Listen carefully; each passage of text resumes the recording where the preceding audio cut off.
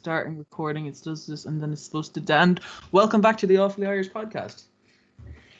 Today we're joined by a very special lad. So how about you introduce yourself? Hello, I'm Mustafa Gatollari from the TV show Ghosthunters. So what got you into the paranormal? We're It's not smiling what because you had a different answer a minute ago. It's not that. I grew up in a haunted house. On the first day that we moved in, first night we moved in, my older brother and I, we were in our bedroom, and mattresses on the floor, and we started hearing all these noises coming from beneath us, and it sounded like it was from the kitchen. So we start walking down the main hall stairwell, and we're hearing all of these, noises, and they're getting louder and louder, and it was really spooky. It was like a scene out of a scary movie. And then we started getting closer to the kitchen, and we turn the corner and we look inside, and all the cabinets are opening and closing by themselves. So my brother and I, we look at each other and we're like, oh, this is awesome. And our mother comes downstairs and she starts like saying stuff in Albanian, which we all knew was like, that's very serious once mom starts speaking the mother tongue. And she made us go to bed. And then I heard her and my father kind of like arguing back and forth. And then they brought in all these religious sheikhs and stuff to come in and bless the house. And my great-grandfather came. He was a sheikh in Philadelphia. And the stuff persisted. I guess the ghosts didn't understand Arabic or whatever. But we stayed in the house. And that's what kind of got me interested at first. And then as years progressed, my parents would blame like all their problems on these evil spirits, these jinn that were in the house. And I kind of got sick and tired of hearing that as an excuse, because I was like, we don't have money, not because of jinns taking it from our bank account. It's because you can't hold down a job. Like, that's why, Dad. Like, your relationship doesn't suck because a jinn is cursing you. It's because you got an arranged marriage when you were 17, Mom. Like, that's why things aren't working out. So that's why I started becoming a paranormal investigator, because I had a lot of superstitious family members who wanted to blame everything on like ghosts and stuff. And I knew that there was something weird, but I kind of just wanted my family and friends to understand it a little better. And then, everyone would be like, oh, you got a ghost problem? Hit up Mustafa. And so I started going. Who you gonna call? Mustafa. Exactly. Yeah. Yeah. That is really weird, because we had it's Shannon Sylvia on the podcast, and she got into was, ghost she was hunting. brought up like in a really Catholic family, or a really Christian family. I don't know if she's Catholic. I'm not sure, but she said she got into ghost hunting because she lived in a haunted house where she was possessed, and then she moved out, of course. So of course, where did she move into? But yes, another haunted house. No, it followed her, she says. Did it follow her? Yeah. Did yours follow you at all? Kind of kept in touch over the years? No. Like you pen pals? No, sorry. No pen pals. Nothing like that. That didn't happen. I never really had anything follow me. At least I don't think. And I did investigate my house, and I learned more about it. And it turns out that the person who had built it and owned it ended up disappearing. And there was a lot of rumors that he had killed himself in the house. And I couldn't find any records on the guy except that he just went missing.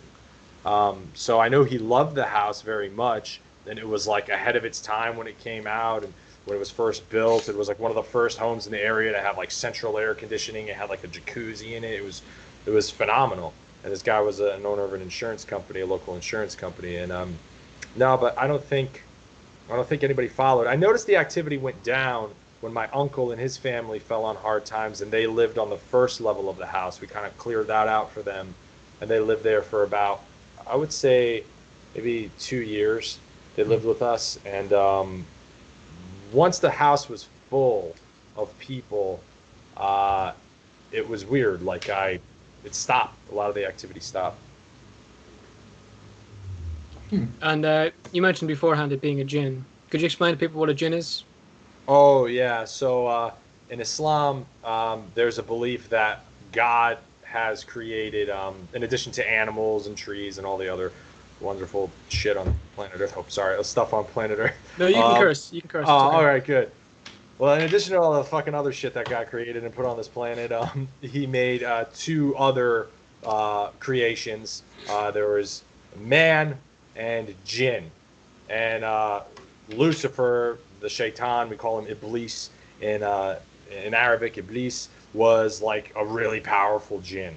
And he basically was pissed that God wanted him to bow down to man, because he's like, these guys are made out of earth and clay, and he goes, I'm fucking made out of fire, I'm a jinn, like I shouldn't bow to these losers. And God's like, get out of here. And you have some jinn who are good, and then some jinn who followed Iblis. So the belief is that jinn exist in a different plane, and you have some that are good, some that are bad, some that take up residence in homes, some get connected to certain types of human energy. And the more you go into like these rural areas overseas, a lot of these rural Muslim communities all have their own jinn stories. And I grew up with a lot of jinn stories, and I'm kind of tired of them. First time I found out anything about it, what a jinn was I found this YouTuber, Adventure, I think his name is Adventure Allah, and he goes into these different places. I think he's from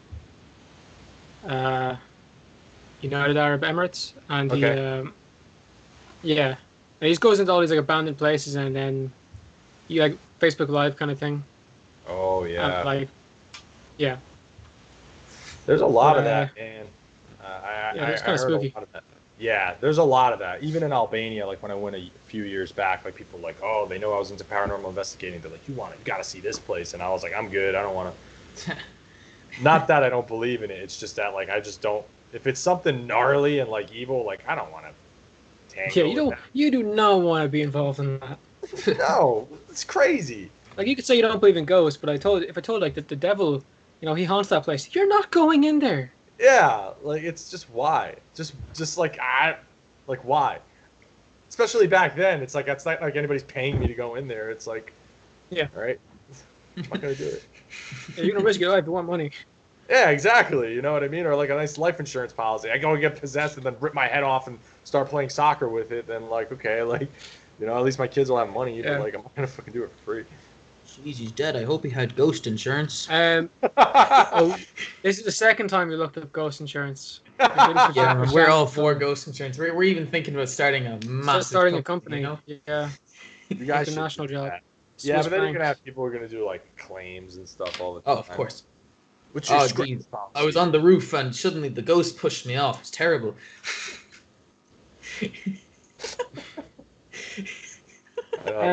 The ghost made me drink 7 pints of Guinness and crash my car. I feel like that's been said before. That's probably been said. Yeah.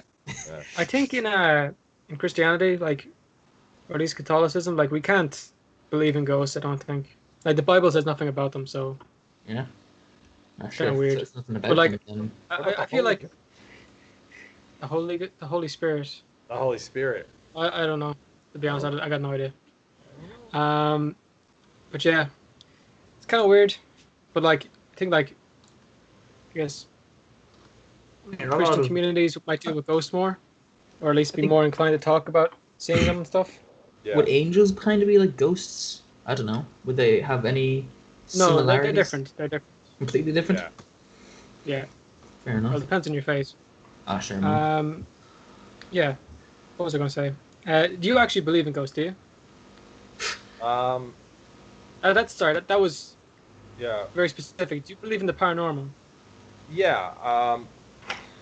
Well, I think like the definition of the paranormal is you have the paranormal is anything that's not normal, anything that cannot be explained by our conventional kind of scientific measurements or any experimentation that we can do. So I definitely have, and you can't really rely on your feelings a lot of times. Everybody has this, like, I was in this house and then I felt something chilling up my neck, and then I could have swore it was my dad there, and he, like, hugged me and touched me on my shoulder like he used to when we would go fishing, or you know, Hmm. whatever. Um, that that is like, okay, that's great, and that can be personal for you, but you can't really make a claim like, okay, this is evidence of something paranormal. But when you start having documentation, right?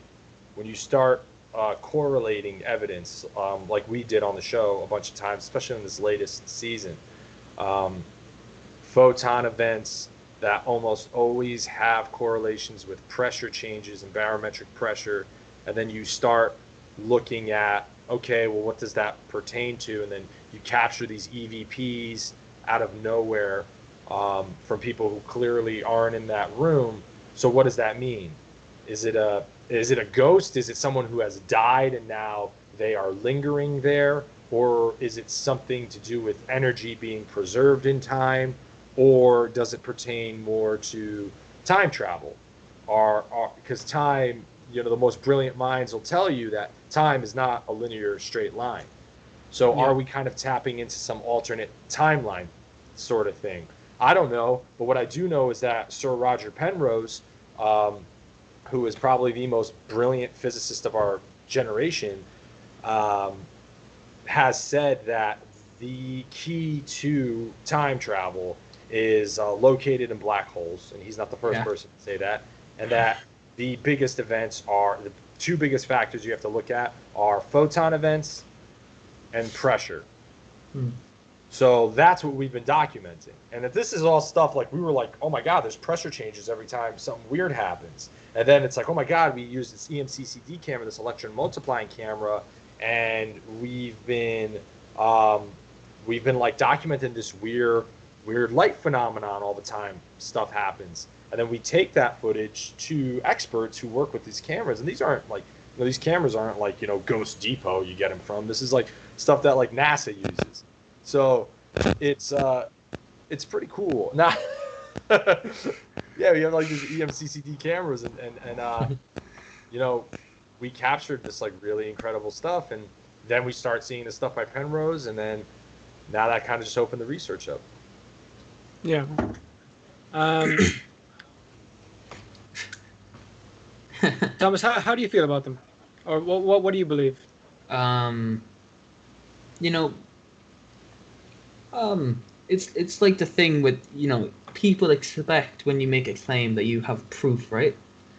And that's what your show is all about. It's about finding proof, finding, is there something here? How can we actually make sure that it's here? And like kind of like that. And I Yeah, think I would be, I guess, I'd be happier or more, yeah, kind of like I'd believe in them if there was hardcore evidence, which, I mean, there is, right?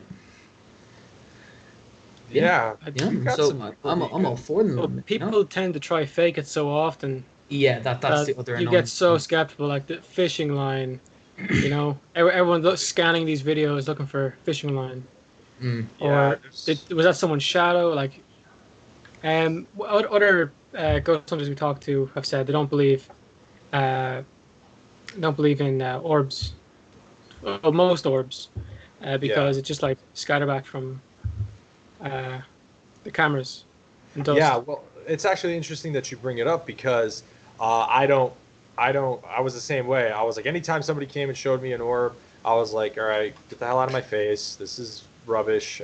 This is absolute dog Yeah, shit. Like, get out of here with these orbs. But then what's interesting is that the EMCCD cameras actually pick up things that look like they're orbs, and then I start seeing people's photography with cameras that are picking up things that we saw, especially in Clifton, Arizona. And I was like, oh, okay. And then at a recent event in Philadelphia, Fort Mifflin, I was there with Daryl, and I saw something in this room, and I was like, I see something, I see this thing, and then two other people were in the group. Was like, I see this weird thing all floating around. And like I asked him, "What'd you guys see?" And then I took him aside, just so we weren't like, kind of confirmation bias, and we all saw the same thing. it's So, funny you say that. You're not the only person who said that to us. Like oh yeah, sometimes they're not just a picture; you see them in the room. exactly, and that's what we saw. And then somebody shows me a picture, and afterwards he's like, "Oh, did you guys and he took a photo of exactly what I saw. And as that was happening, here's what's important. We had devices that were registering pressure changes and ones that were registering movement. So there's movement, there's pressure changes, there's electromagnetic frequencies, and then we have the visual corroboration of it as well. So that's what's really important. Can you record that data? Can you measure it? And does it all line up with the phenomenon in like more or less the same time frame? So that's what we want. Yeah, you're trying to make it into a science. Like you want to conduct an experiment, basically. Exactly.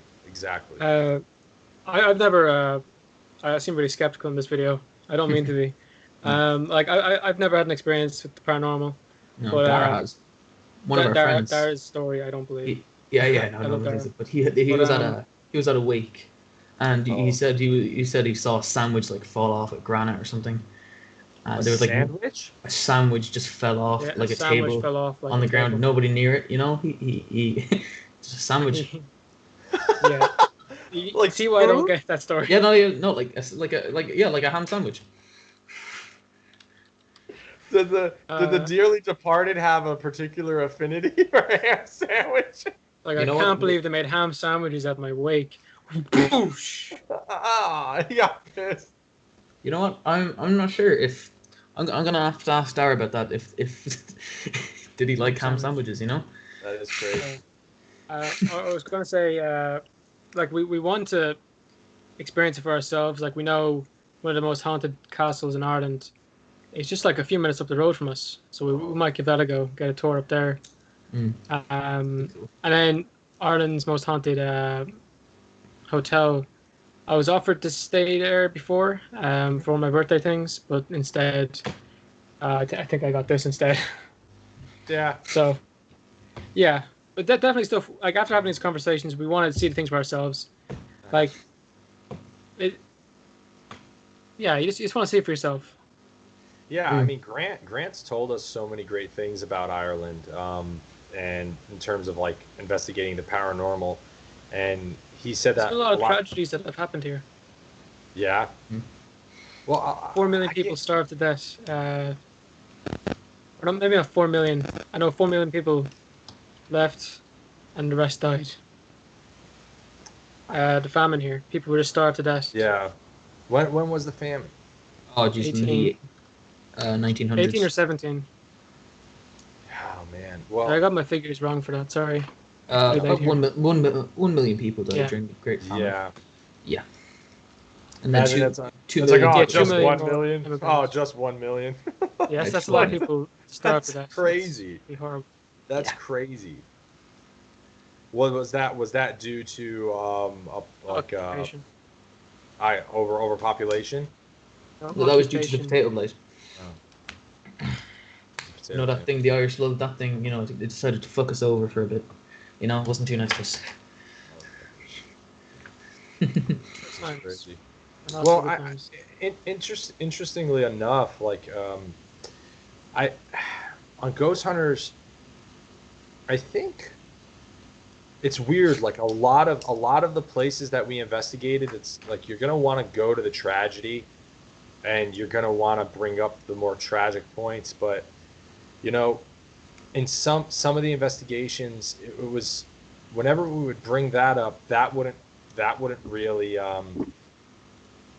how do I put this? That wouldn't really get us activity. That's not when like weird stuff would happen. A lot of times it was when recalling specific parts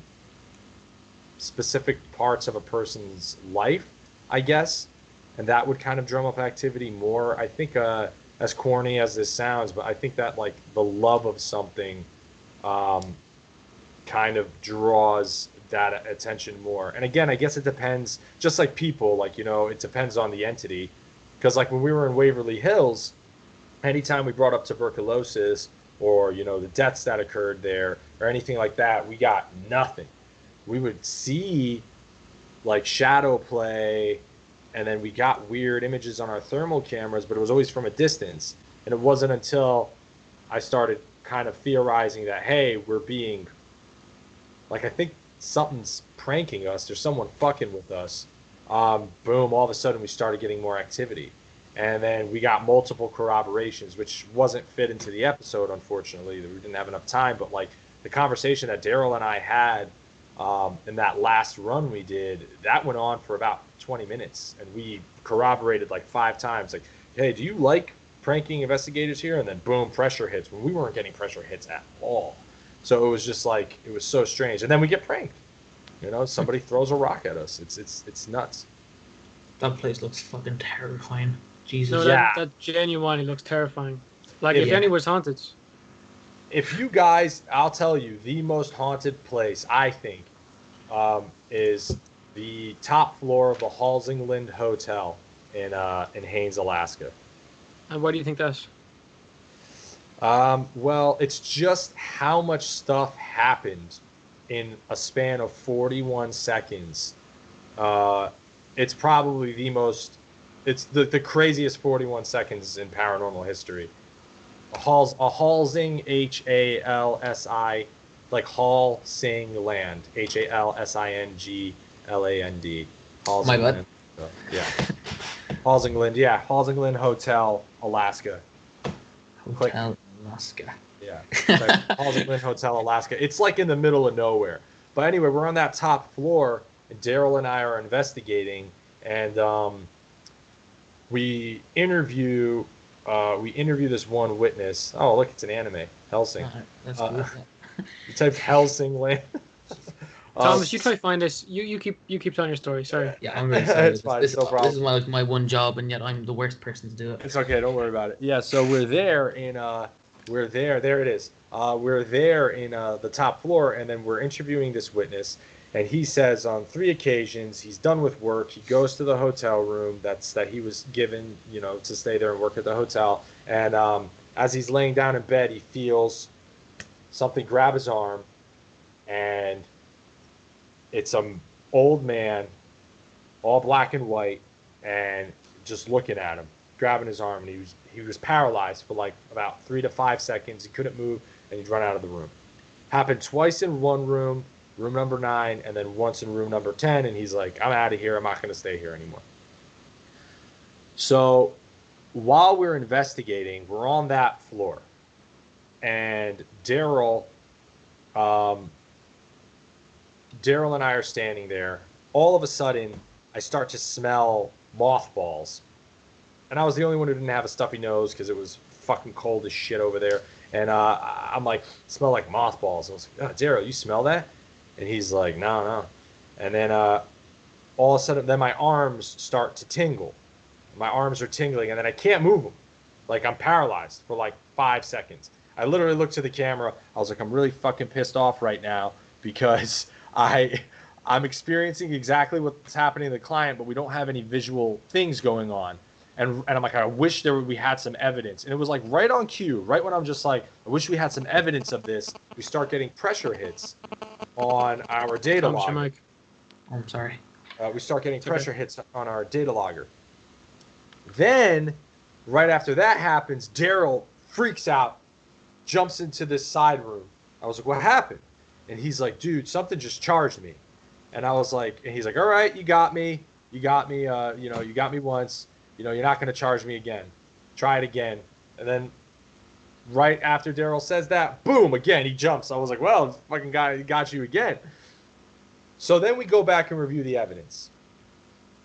Right around the time I say that I start having, I can't move my arms, Daryl goes, I feel a tension in my lower back. But before Daryl says I feel a tension in my lower back, you hear like a guttural man's voice say, I feel a tension in my lower back. And then Daryl goes, I feel a tension in my lower back. So it like predicted what he was going to say or influenced him.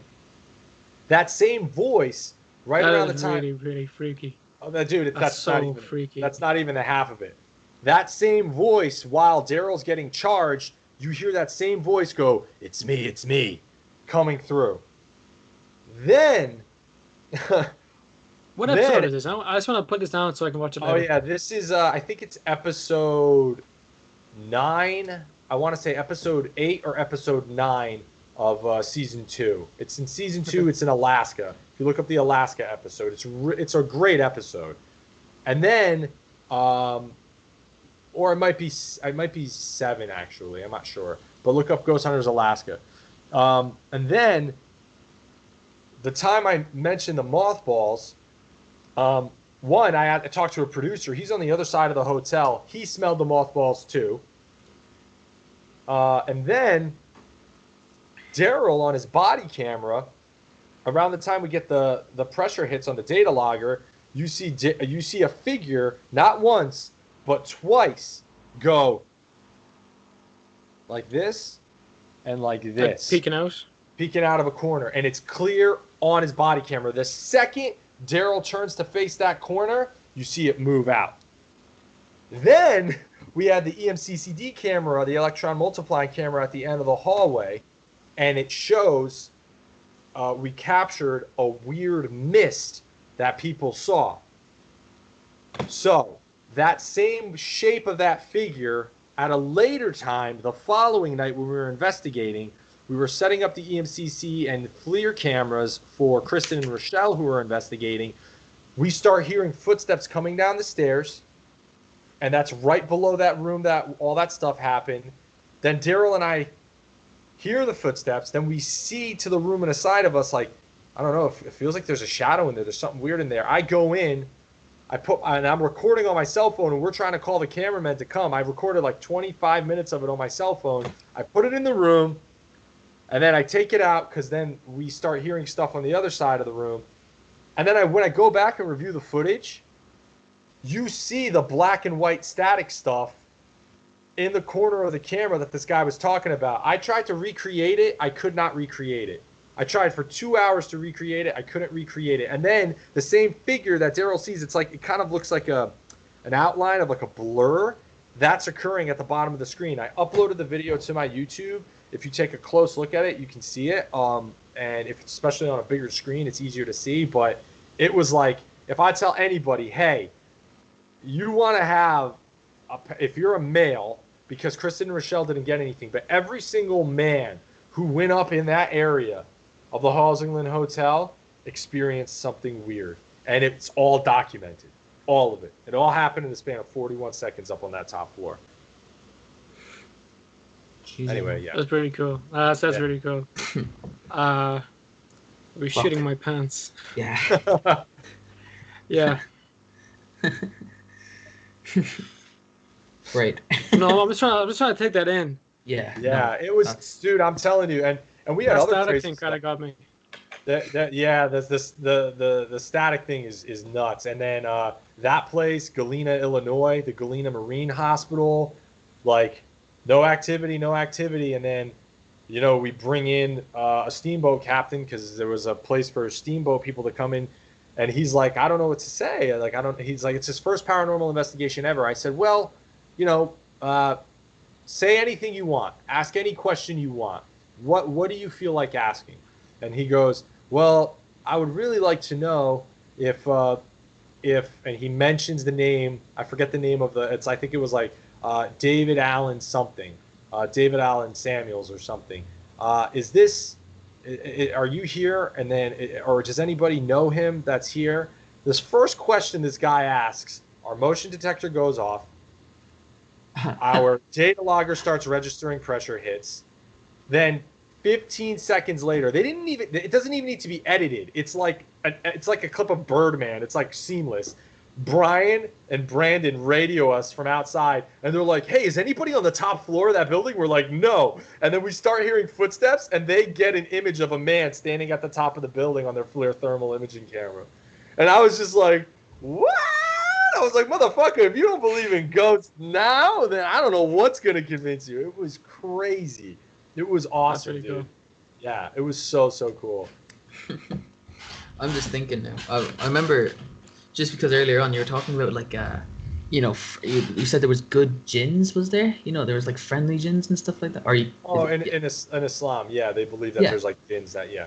My mum's she's a nurse, right, and she works up in the biggest hospital in Ireland and stuff, and she told me this one thing once. There's this little she works in ICU, and some of the patients they'll call the staff sometimes and tell them to give money to the little girl who's going to do her communion, Wow. And they've had several people ask them to give the little girl money sitting at the bottom of their bed. That just gave me goosebumps. My camera's too bad to show it, but that gave me goosebumps. Isn't that like horrifying? Like that is nuts. What's the story there? Oh, I have no idea. Could be something. Hey man, I mean, there's weird stuff. I mean, Brandon showed me this clip of Brandon showed me this clip when he was on the Queen Mary. This is boat out, I think in California that was docked. And then he shows me this clip, and he's showing this person who's like investigating, is just this like, investigator, and he's showing her the ropes, and they're just doing test footage, and they did a camera sweep, and in one of the rooms is a young girl crouching down and just like looking up at the camera. I've seen one similar to that. It might be the same one.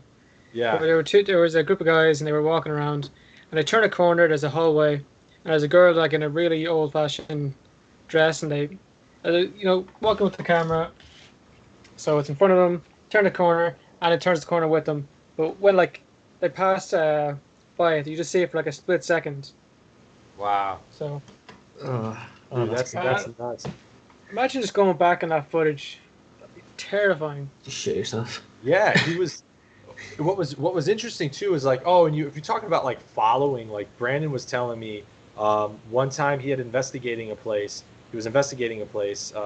and he had caught an EVP, and then he goes back to his home, and then cabinet opens by itself, and he's like, the hell? Like a dresser opens by itself, and he's always in investigative mode, takes out his stuff, conducts a session, captures the same voice.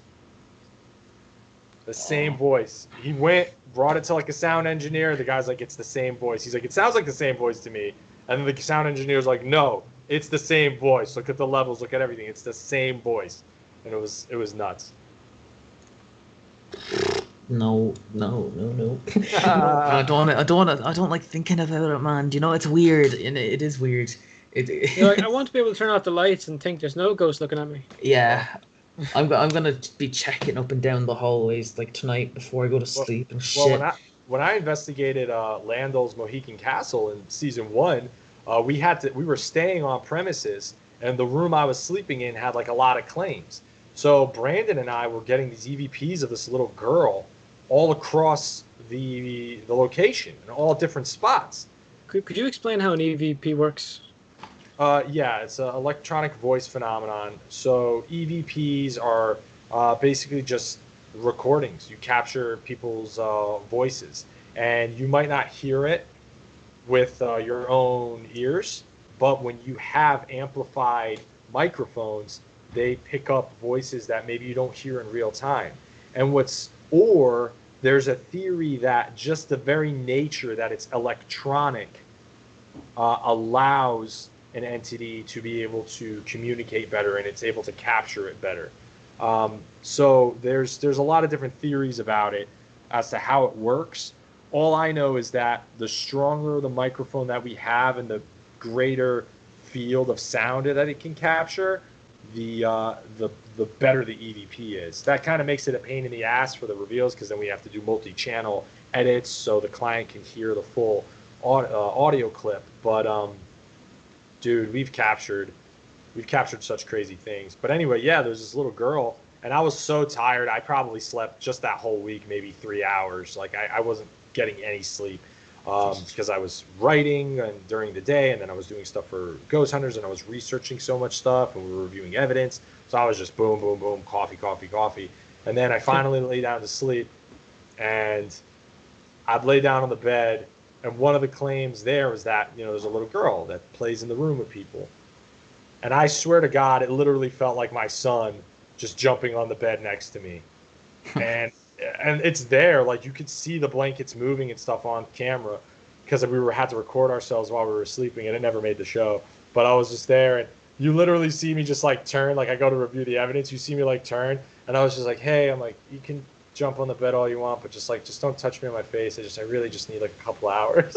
At that point, I was just too tired. Like I just didn't Like, I just didn't care. There was a ghost there. I was just so sleepy. Cool. We gotta stop interviewing ghost hunters, dude. I'm done. you guys creep me out, man. I'm Actually, sorry. we have two more getting on. We have Rochelle and Brian. Oh, that's perfect. Yeah. Pretty cool. Right. Yeah, we're done. Thanks for coming on, man. No.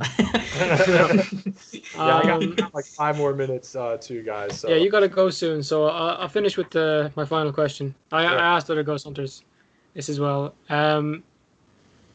For everyone to believe in ghosts, for it to be scientifically proven in like a laboratory setting or whatever, for like just to be like a fact, like I'm sure there's plenty of evidence out there, but people are skeptical. Yeah. So to prove it, what do you think would have to happen? Yeah, I think you're always going to have like the snake oil salesman. You're always going to have the people who lie and who fake evidence. And I would tell those people, especially if they have a platform, right? I would tell them, hey, you don't need to do that. You really don't. Like, if that's the kind of brand of entertainment and that's the way you want to do it, fine. It's cheaper to do it that way because you don't have to wait around and like see if you get anything. And I know you want to scare people, but that's one of the things. Is like I would urge people not to focus on anyone who uses garage tech as evidence. Don't try to. I know like a lot of garage tech, and it's great. You can use it. I've used it before. I've used SLSs. I've used spirit boxes. But you have to get stuff. You have to use equipment that you can open up to scrutiny to the greater scientific community. Because if you don't, you're just going to be laughed at. Nobody's going to take your findings seriously because then it's like, okay, well, what did you do to verify this? How did you go through? How did you put this through its paces? Oh, well, it's a light. If it turns green, there's a ghost. Okay, well, what's the science behind that light? No?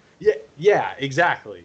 So if you start using equipment that's adapted from other industries and you start documenting environmental changes and you document the correlations between sound investigative practices and you say, hey, I start talking about old Captain John in this hospital, and all of a sudden we start getting changes in pressure, and then we ask Captain John. I think that's the best thing you've said so far for us today, is you're checking the pressure of the area, and then you're actually finding that there's a difference. Exactly. Take those sweeps, analyze the data, make it factual, be as thorough as possible, and then when you find yourself stretching to pragmatically explain something as opposed to like being like, hey, admitting that there's something weird here.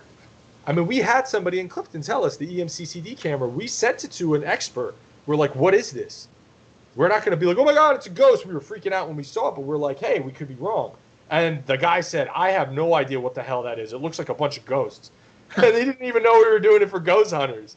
So like, that's what's really cool. Like when you have somebody who's worked with this equipment for like 20 years, or we get a FLIR thermal imaging, like a weird shock of white light that comes out of nowhere. We take it to a guy who's worked with FLIR for 30 plus years. Hey, what is this? I have never seen that before in my life. I have no idea. If it ain't normal, it's paranormal. And that's the only thing we're trying to figure out. What are the correlations? There's today's episode title. Well, that's a quote from Brandon Alvis. Don't take it from me. That's him. I stole that from him. But all right. I like that, man. No, I like that. That's if cool. it ain't normal, it's paranormal. I like it. I like it a lot. So okay, you gotta go. We'll let you go. We're not. No, we're pretty nice. We're not gonna keep you. We're not gonna force you to stay here. No. If people want to check you out, they want to follow you. Where can they find you?